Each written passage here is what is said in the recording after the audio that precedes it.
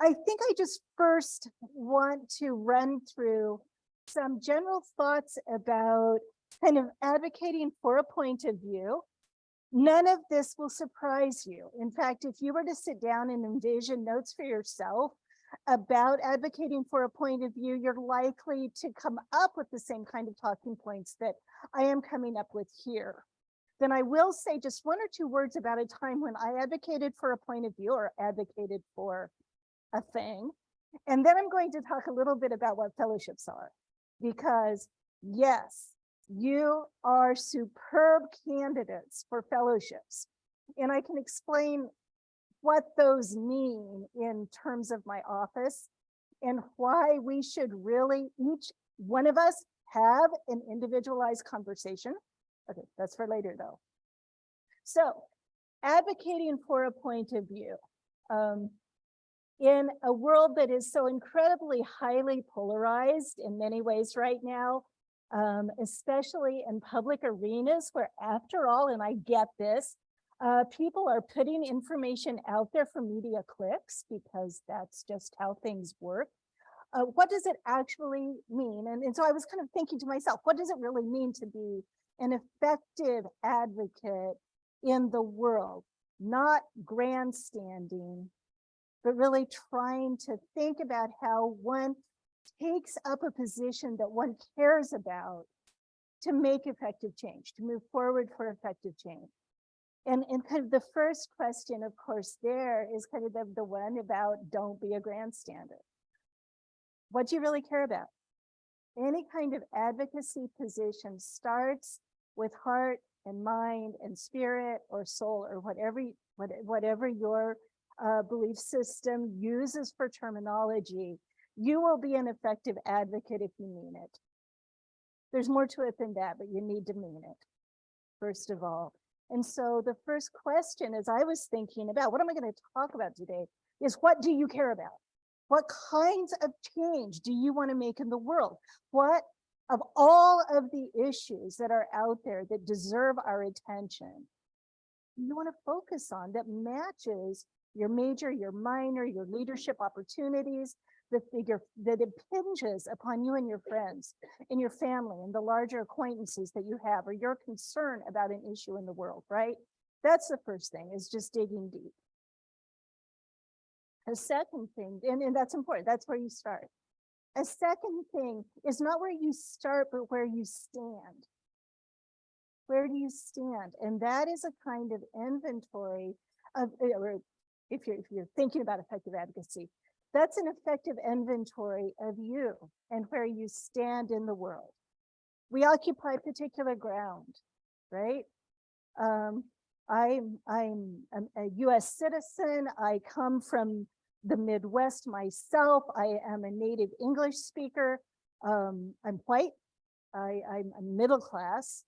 I'm not first gen, but I'm very close, right? So all of those things, we all have identities, and it is very good as you're thinking about being an effective advocate to just run through those, to understand those, to think about, if you've probably done this here, the social identity wheel. You know what I'm talking about, right? Okay, we can talk about that later. Social identity wheel. So what's your identity? What's your experience? What are your experiences? Because that's always plural. What's your stake in the issue? Or stakes, right? They can be multiple.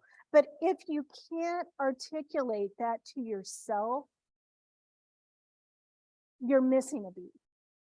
You're not going to be as convincing as you could be. You're not going to be thinking through the issues as clearly as you could think through them, right? That's the second thing. What do you care about? Where do you stand? The third thing is, as you think about being an advocate throughout your lives at different moments for different purposes, is what do you want to have happen? And just as it's really good to be able to say to yourself, here is who I am, and here's where I stand, and here's what my stake is in this, it's really good to actually be able to write it down. Here's what I want to have happen. And to be honest with yourself, right? So it's not pie in the sky, it's whatever. What really do you want to have happen? Maybe long term, but then short term, and I'll come back to that too, right? If you can't say that, you are not, it's highly unlikely, that you'll be able to convince anybody else. And if you can't be honest with yourself or really kind of come down brass tacks, here's what I'm talking about, then what you're doing, is it okay if I swear a little? Then you're just bullshitting other people, right? So those are the main things. So then now you've got your thing. Here's what you want. Here's what you care about.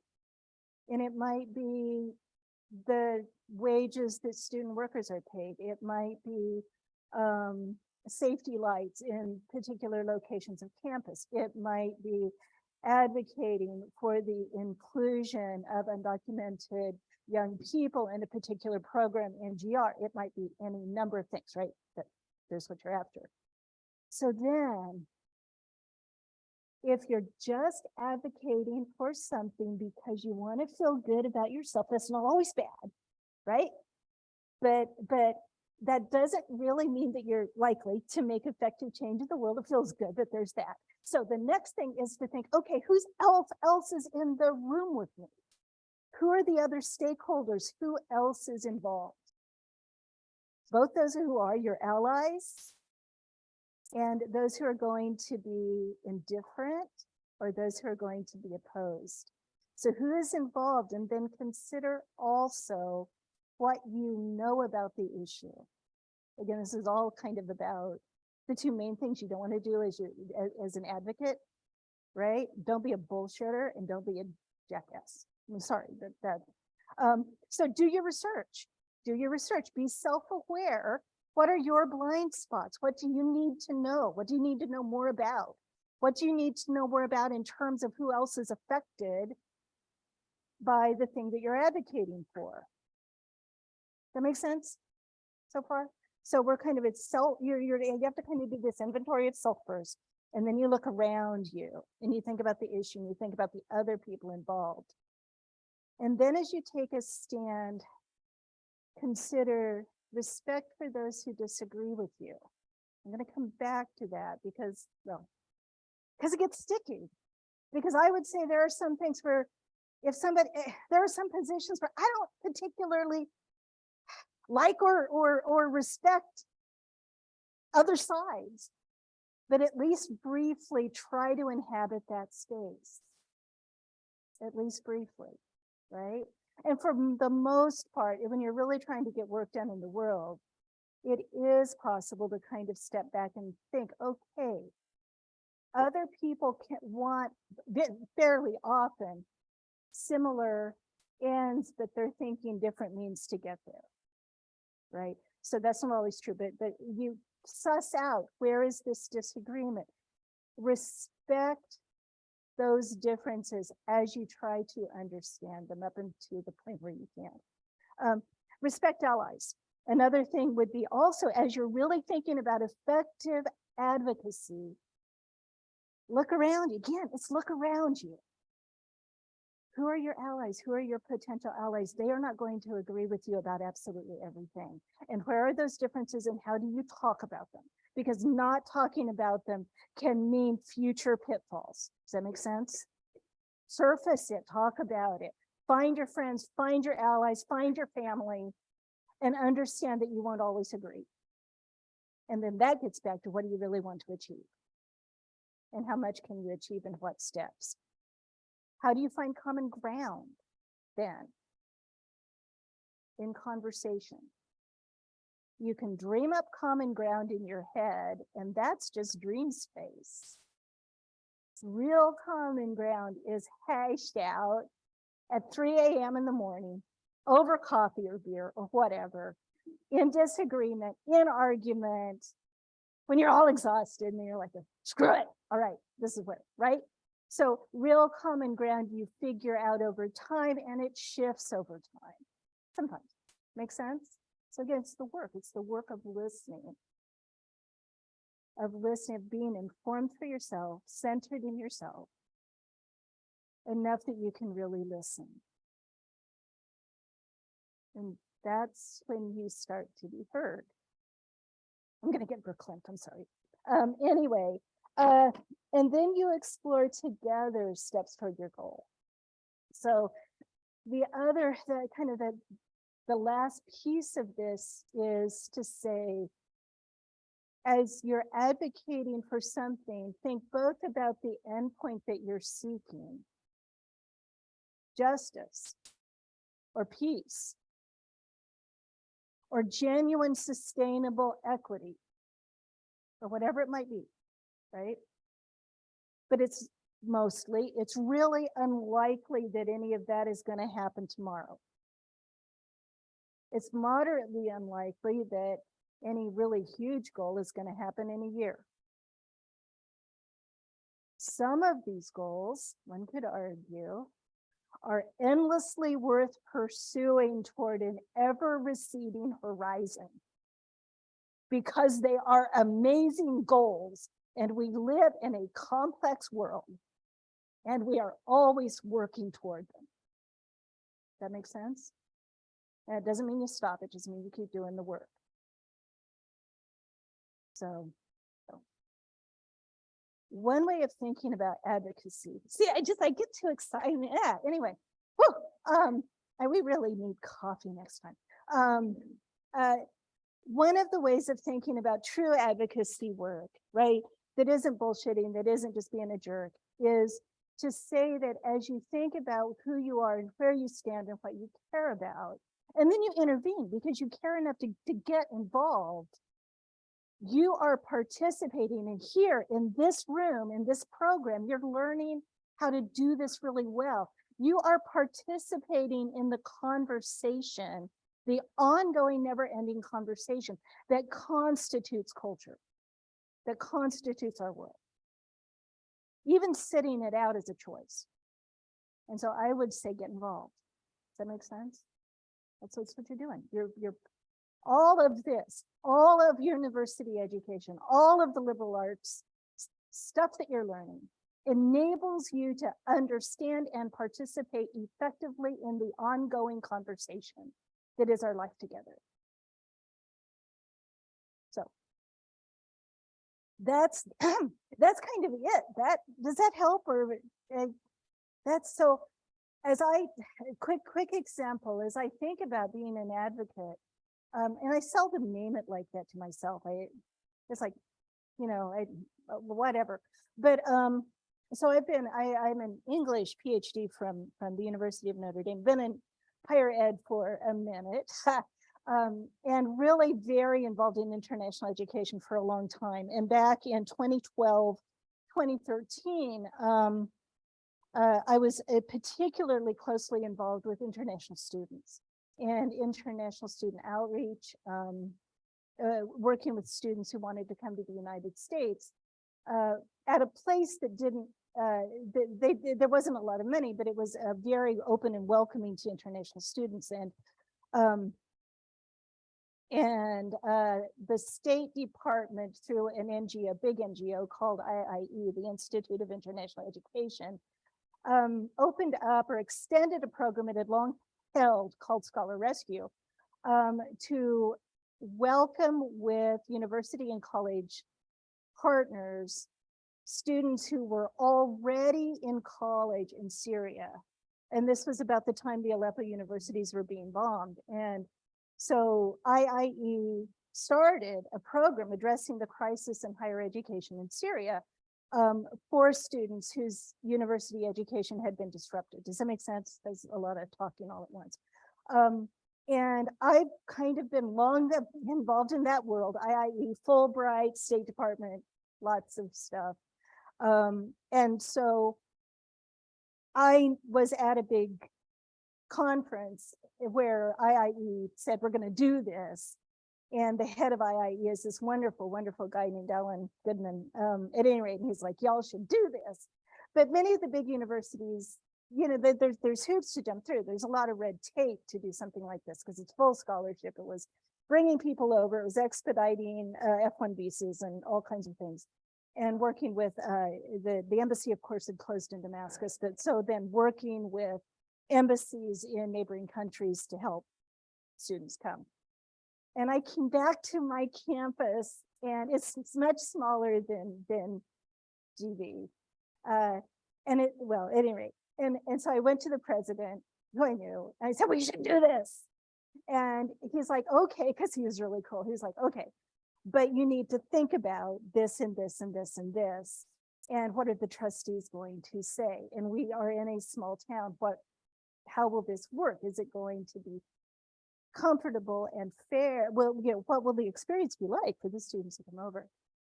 And so you do the work. You do the work, right? I talked with representatives of the trustees. I got financial aid on board because that's a big ask for them. And the really wonderful thing, see, I can't do this. The wonderful thing, it wasn't like my doing, this isn't pat on the back. You get people involved. You say, this is a thing we can do. We can't help a lot of stuff, but we can help this. And we did. And that small town, this was not my doing, but they welcomed those kids. We welcomed 31. It does it for GP towns. I mean, now we're here 22 or more thousand students. We welcomed what was actually quite a large group of students over a number of years.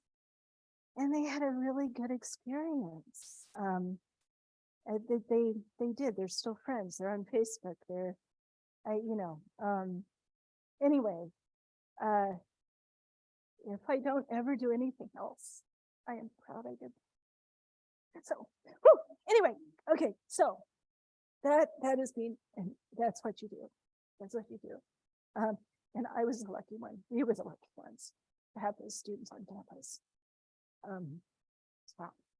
So, very quickly, fellowships. Do I have enough time to say a few words about fellowships? Okay. So do come talk with me or talk with those of you who have worked a little bit with fellowships. Would you raise your hands again? Y'all see, or kind of a half hand, whatever. Because you've got resources right here who can also talk with you about fellowships. In the sense of the fellowships office, fellowships are opportunities of many different kinds that are funded by our government, by other governments, by major NGOs, or by big kind of family foundations. Fellowships are not just scattering money around in the world. That would be one thing to keep in mind. They're not, with a few exceptions, at the undergraduate level, they're not really scholarships. They're money that enables particular kinds of experiences. So fellowships, in the sense of a fellowships office, are leadership scouting. They are looking precisely for you. That's what fellowships are. They are organized by a whole variety of different entities to create opportunities to go out and find young people who are committed to the same issues, the same complex interdisciplinary issues as that organization, to scoop them up, to get them networked, to give them opportunities to meet one another, and to move on into the world to do the complex work that that foundation is doing. That was a lot of words again. Did that make sense? Another way of thinking about this is to say, okay, that all sounds good, but what do you actually do?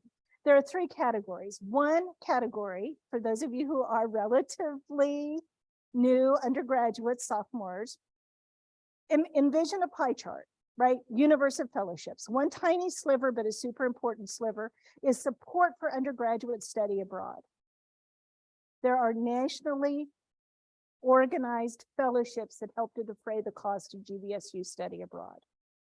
One of them is open right now, by the way, with a deadline of March something 6th, I think, for students who cannot otherwise afford the cost of study abroad. So remember that fellowships are always about doing a thing, not just scattering money, but it is important to the State Department, all the complications are on the State Department, but basically, I'm in their corner, and what they're after is a thoughtful, nuanced, sophisticated American citizenry. And so there's money there to help underfinanced students do study abroad. Make sense? Another small category, tiny sliver, but super important. Opportunities for undergraduates while you're undergraduate. Mostly these are not during the academic year because fellowships aren't scholarships. They're not going to interfere with your progress toward your degree, but they're summer leadership opportunities. They are summer research in STEM at major research facilities, although we have great summer research here at GV too.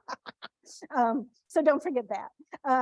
They are fully funded immersive language study opportunities, like the Critical Languages Scholarship, which GV students get regularly, right? There are a tiny sliver of them that are actually do work like tuition scholarships, but we can talk about this later.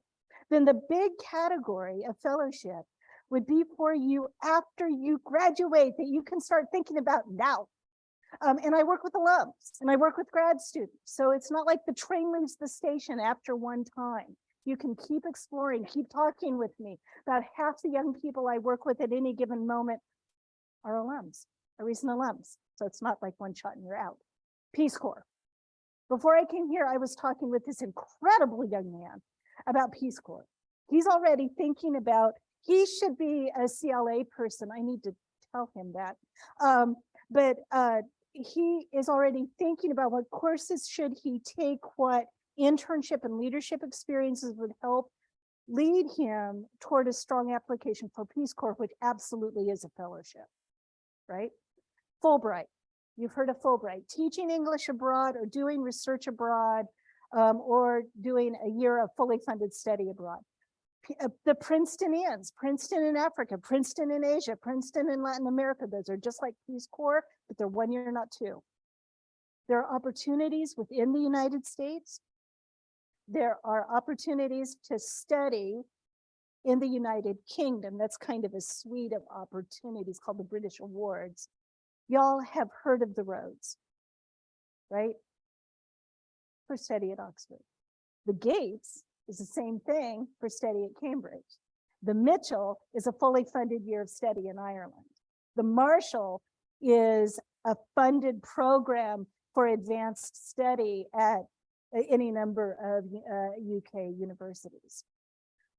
So everybody knows about those. When people talk about fellowships in a kind of casual, that's what they tend to mean, oh, Rhodes. But there's so much more. The diplomatic fellowships are incredible. So there's a whole suite of them, but basically you might hear me casually kind of say Payne, Rangel, Pickering. There's more than that. But the Rangel and the Pickering are fast tracks guaranteed employment in the State Department. 2 years of funded master's study in an appropriate discipline of your choice, 2 funded internships, 1 in DC, 1 in an embassy somewhere in the world, mentoring, support for the FSOT, the Foreign Service Officers Test, and induction into Peace Corps. The Donald Payne is the same thing, but USAID, right? And I will help you. I am here to walk alongside. That's what I do. I'm an English prof. I absolutely love to jump onto people's Google Docs, as several of you know, and I will rip them up and then we talk about it, and then you're like, I hate you. But then we, or I know I'm not cruel. I hope. Anyway, no, never take it personally. I do the same thing with my colleagues' letters of recommendation. Okay, that's it. You get what that is. There's a whole bunch of stuff over on the side table, and that is just a sampling. And one last thing, if I may, there's also an internal Grand Valley opportunity that it was constructed after I got here. Yay. So this was another advocacy thing. Patting on my back. I didn't even think of it like that. But it's called the Laker Ventures Grant.